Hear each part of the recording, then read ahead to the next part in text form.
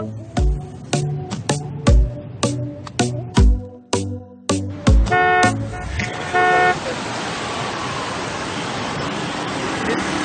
thiam nuôi môi mèo trà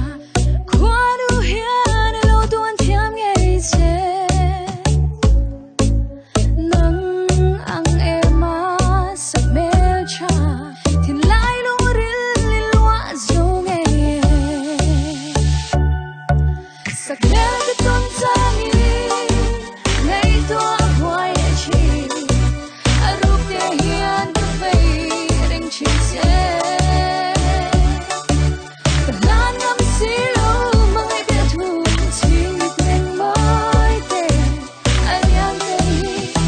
sẽ thêm mây rồi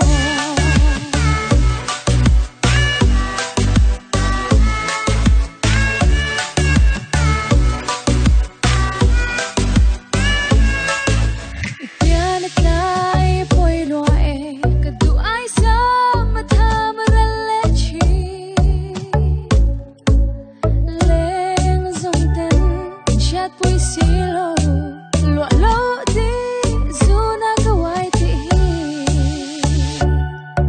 sắc mèo cái tuôn giang ngày tua hoài chi rụp để hiền cứ vây đánh chỉ xe và lan ngắm xí lâu mới biết thu xin được mình mới thế anh yang đây mình sẽ thêm mây rồi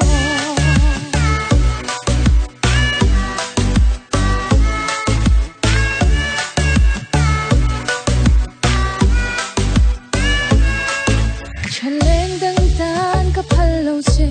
cả đó lũ ru cái xe ta đem xí lâu